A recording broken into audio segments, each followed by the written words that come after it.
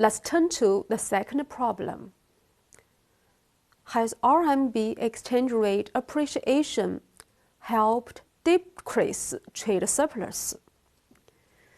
The exchange rate is an important price to an economy. When a nation's currency depreciates, domestic goods become relatively cheaper, and foreign goods relatively more expensive in the global market. Hence, we would expect the nation's exports to rise and imports to decline.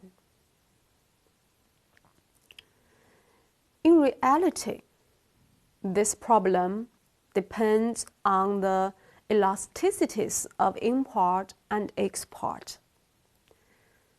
That is, the responsiveness of the quantity of imports and the quantity of exports to a change in the value of our nation's currency. For example, if import demand is highly elastic,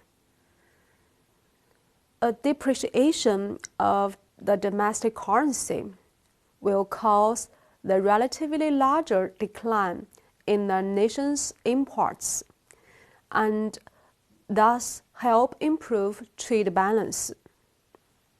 On the contrary, if import and export demand are inelastic, depreciation will aggravate trade deficit. Empirical tests failed to provide definite answers to the problems. Elasticity pessimism theory assumes elasticities are too low to satisfy Marshall-Lerner condition, so currency depreciation will worsen trade balance instead of improving it. On the contrary, elasticity optimism theory supposes elasticities of import and export are large enough to satisfy Marshall-Lerner condition. So, currency depreciation can help improve trade balance. In reality, elasticities of trade depends on tenor, trade forms, characteristics of commodity market, and so on. Generally speaking, elasticities for general trade are larger than those for processing trade. Elasticities in the long term are larger than those in the short term.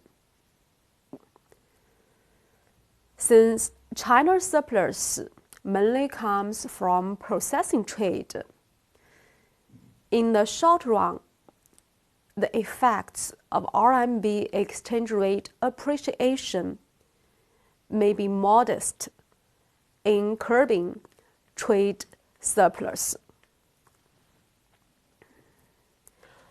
Let's look at the figure, which depicts China's import and export to US and RMB exchange rate changes from 2003 to 2010. The red line represents the real exchange rate of RMB against US dollar. The blue line represents China's export to US, and the green line represents China's import from US. We can say that after the 2005 reform, RMB real exchange rate against the US dollar appreciated. However, both export to US and import from US continued to go up. RMB appreciation didn't depress trade surplus, which was opposite to theoretical expectation. The failure of theory reflects a fact that RMB exchange rate changes play a minor role in trade balance, at least in the short run.